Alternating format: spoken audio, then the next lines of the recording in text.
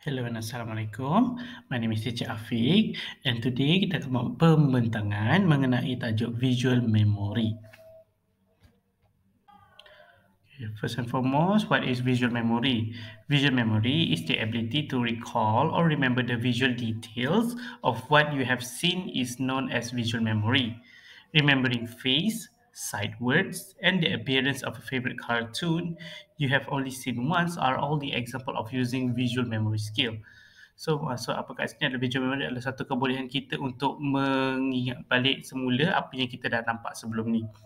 Macam contohnya macam kartun tadi contoh kan Mickey Mouse. Kalau saya just kata Mickey Mouse, kita semua tahu macam mana muka Mickey Mouse. Macam mana bentuk dia ada bulat untuk muka, bulat untuk telinga dua-dua dia. Sekarang, kenapa visual memory itu penting? Visual memory penting is important because it allows people to remember and understand their visual environment. People use visual memory to remember important life event and small detail of their life. Maksudnya kat sini kenapa penting? Sebab kita menggunakan visual memory ni hari-hari dalam kehidupan kita. Maksudnya kita menggunakan visual memory untuk kita ingat apa tu lampu merah kalau tengah bawa kereta, lampu merah maksudnya apa? Merah tu apa? Warna apa? Macam mana warna merah tu? So daripada situ kita tahu merah maksudnya berhenti, kuning maksudnya bersedia, hijau maksudnya bergerak. Kebolehan lain visual memory macam untuk kanak-kanak biasanya kalau dia nak dekat sekolah, dia nak menyalin dekat papan putih. Dekat papan putih atau papan hitam, dia tengok dekat papan depan, lepas tu dia akan pandang ke buku. Kalau dia tak ada visual memory, maksudnya dia tak boleh nak copy balik apa yang dia dah nampak dekat papan putih tu. So itu adalah sebab kenapa pentingnya importance of visual memory.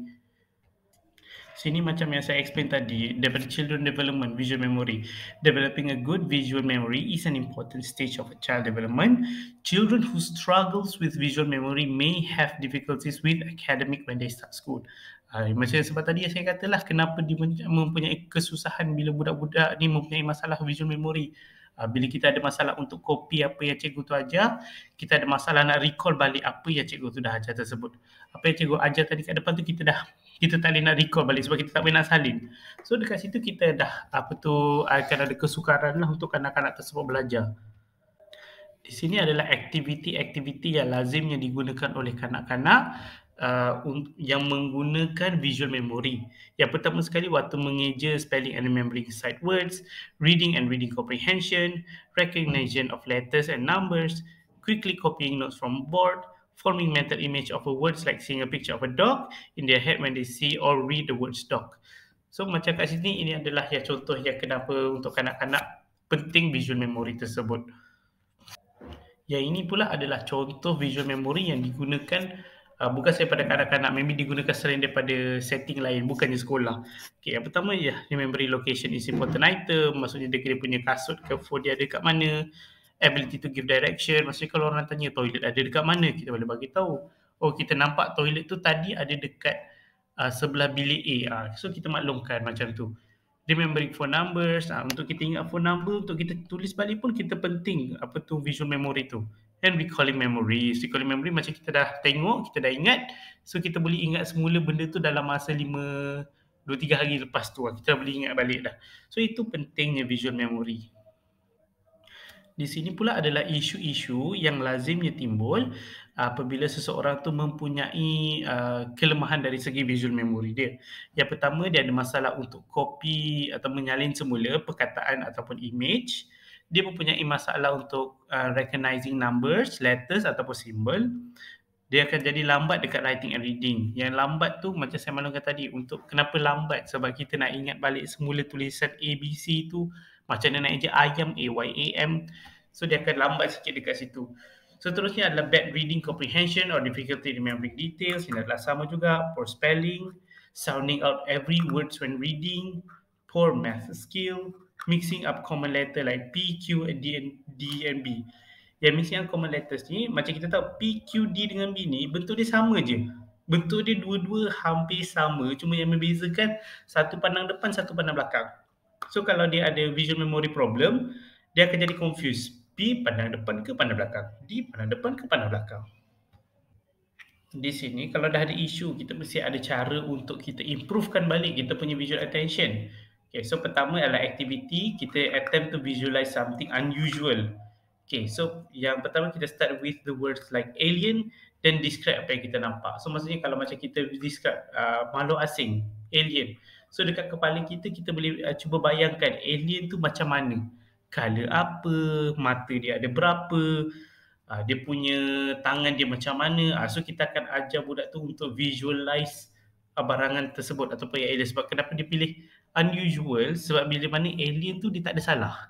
Kalau saya nak kata alien ada 10 kaki, tak salah. Ada juga, kemungkinan adalah alien yang ada 10 kaki. Kalau saya nak kata ada satu kaki, itu terulang. Okay, itu function dia untuk kita train balik otak kita. Yang seterusnya adalah recall what happened during the day. Ini biasa kita tanya hari ni macam mana lah. So dia akan cuba ingat balik hari ni apa yang berlaku.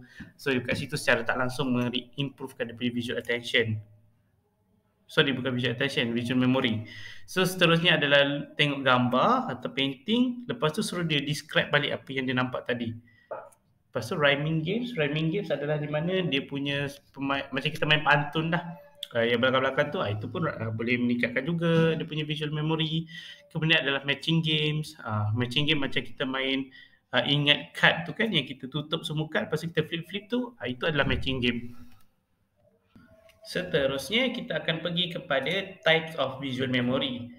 Visual memory ada terbahagi kepada 3 jenis, iaitu short term visual memory, iconic memory dan juga long term visual memory. Visual Short Term Memory atau lebih dikenal sebagai STM adalah satu ability to retain visual information for only a few seconds so that it can be utilized in the function of ongoing cognitive tasks.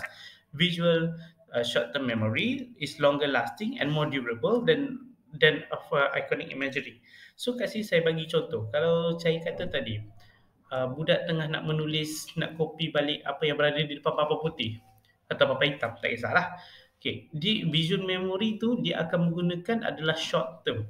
Kenapa short term? Sebab dia perlu ambil memori tu sekejap saja. Maksudnya dia perlu lepas dah baca dia perlu catat semula dekat buku. So benda tu sekejap saja berlaku. Tapi andai kata kalau dia nak recall balik pada esok hari, apa yang cikgu dia ajar semalam, itu dah dipanggil sebagai long term. Di sini adalah contoh visual memory situasi yang mananya kita akan menggunakan short term visual memory. So for example kat sini yang saya bagi adalah untuk ketika kita memandu kereta, kita nak ingat sign dekat belakang tadi yang lepas kita limpas tadi tu, apakah signboard yang kita baca tadi tu, adakah kita nak pergi KL ni ke belah kanan ataupun nak pergi masuk ke KL ni belah kiri. So itu adalah pentingnya visual memory selain daripada yang saya maklumkan tadi lah. Okay, yang seterusnya adalah iconic memory. Iconic memory, also known as visual sensory memory, is a unique and incredibly short-lasting memory type that can best be described through an example. Okay, untuk iconic memory biasanya kita akan ambil satu, dia punya beza dengan short term. Short term biasanya kita akan ambil jumlah yang banyak, kita akan ingat banyak. Tapi kalau macam visual iconic memory ni, kita akan ambil poin-poin yang senang kata yang penting atau yang detail je yang memang iconic untuk memori kita ingat. Contohnya macam kita kalau kita tengok kereta laju dekat highway yang siung macam tu je. Okay, so kalau itu kita akan ingat balik tak kereta tu. Kita maybe tak boleh ingat sedetail-detail kereta, tapi kita boleh ingat maybe color kereta tu ke ataupun jenis kereta ke usually yang kita guna. Okay, so contoh kat sini saya bagi, apa ingat tak tadi kereta yang dekat slide sebelum ni, color apa?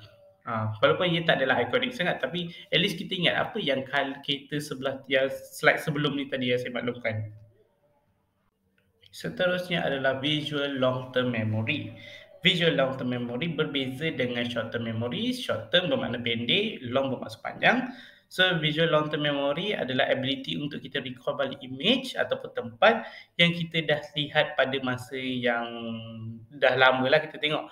So contoh yang saya bagi tadi macam tadi, kalau contohnya budak tu nak menulis, dia akan tengok di papan putih dan dia akan terus copy kepada buku, itu dipanggil sebagai short term memory. Tapi kalau andai kata dia nak ingat balik pada keesokan harinya apa yang cikgu tu ajar semalam atau apa yang cikgu tu tulis semalam, so itu adalah dipanggil sebagai visual long-term memory. Other example of visual long-term memory is the recollection of an important day in the distant past, such as early birthday, graduation, wedding, and work skill you learned in your first job out of school. Itu adalah contoh selain daripada yang saya bagi tadilah. Just untuk fun fact, bahagian otak yang biasanya terlibat dalam segi kita punya visual adalah kita punya visual cortex. Ianya terletak di belakang kepala. So usually kalau ada apa-apa masalah problem yang bukan berada di mata, usually doktor akan check dekat bahagian visual cortex tu, dekat bahagian belakang tu. So itu adalah di mana macam tu, kita tengok sini gambar ni, apple tersebut dilihat oleh mata. Mata adalah dia punya first level atau first area yang akan menerima image tersebut. Kemudian image tersebut akan dibawa dia akan dibawa oleh optic nerve ke bahagian visual cortex. Untuk visual cortex tu kita interpret apa yang kita nampak. Maksudnya kat situ dia akan start ingat balik itu apple tu colour apa, apple tu bentuk macam mana. So yang mata membawa maklumat tersebut, visual cortex yang akan translate maklumat yang kita dah lihat tadi tu. Maybe secara detail sebenarnya akan berlaku dekat visual cortex. So ini adalah simptom kalau ada neurological vision loss. Simptom usually melibatkan macam ada kerosakan ataupun di bahagian visual cortex tadilah, dekat bahagian kepala tadi. So kalau ada problem di situ, biasanya kita akan ada kekaburan, kita double vision. Lepas tu kita asyik terlanggar-langgar dengan orang, kita ada masalah untuk depth perception, maksudnya jarak di antara sesuatu objek dengan sesuatu objek, kita akan ada macam kita confuse sikit lah kat situ. Contoh saya boleh bagi paling senang di antara kalau kita tengah bawa kereta, kita susah nak agak jarak di antara kereta depan dengan kereta kita. So ada kemungkinan kita akan macam berhenti terlampau jauh, ataupun kita terlampau dekat, ataupun kita terlanggar terus. So seterusnya ada fotofobia, di mana kita akan ada masalah bila tiba-tiba ada cahaya yang terang dan kuat. So kat situ kita akan macam silau lah, senang kata orang kata. Now let's talk about causes of neurological vision loss. So maksudnya apa yang akan berlaku jika biasanya terdapat atau ada neurological problem lah yang melibatkan, yang akan mengesankan kepada vision loss. So dekat sini yang pertama sekali adalah stroke. Yang kedua adalah traumatic brain injury, infection such as meningitis or cytomegalovirus. Lepas tu lack of oxygen such as near drowning or a heart attack which can interrupt the flow of the blood to the brain, brain tumor or multiple sclerosis. So ini adalah benda-benda yang boleh menyebabkan vision loss lah daripada segi neurological, yang di mana ianya affect kepada bahagian otak di optical vision tadi. Untuk visual memory development, dia biasanya bermula pada early 3 tahun. Kemudian dia akan ada improvement yang banyaklah sehingga 12 tahun. Kemudian improvement tersebut mula steadily naik sehingga ianya peak, maksudnya paling tinggi kita punya visual memory adalah pada umur kita dalam 20-an macam tu. Selepas umur 20-an, kita punya visual memory tu akan lama-lama akan menurun. Sebab tu kalau kita lihat bagi mereka yang macam kanak-kanak, dia mempunyai memori yang kuat, dia senang ingat apa yang dia nak buat. Tapi bagi macam orang tua, kalau kita dah ambil, kita ambil umur 70 ke 80 ke macam tu, biasa nak ingat anak atau cucu nama pun dia dah jadi macam sukar sikit. Sebab itulah kita kata kenapa dia punya visual memory tu makin lama makin steadily kurang. Tapi adakah bermakna visual memory ni tak boleh di-improve? Visual memory boleh di-improve dari berbagai cara. Sebagai contohnya saya maklumkan tadi, ada kat mula-mula tadi, macam contohnya kita main memory games, kita main sudoku ke, ataupun kita main memory card games ke, game-game yang macam tu, secara tak langsung kita akan train kita punya visual memory. So maksudnya visual memory ni dia akan steadily turun, tapi kita boleh kontrol berapa banyak dia turun dalam satu masa. So kalau kita banyakkan main aktiviti macam mereka yang dah berumur 40-an ke 40 lebih ke, maybe bermain game yang menggunakan minda untuk yang membenarkan dia untuk menghafal, akan memberi lebih banyak kesan baiklah untuk mereka daripada mereka yang tak bermain. Jadi dengan itulah saja daripada saya untuk pembentangan mengenai visual memory. Harap apa yang saya bentangkan ni dapat membantu parents ataupun siapa sajalah untuk mendapatkan maklumat lebih lanjut mengenai visual memory ni. So itu saja daripada saya. Terima kasih kerana melihat slide ini dan Assalamualaikum.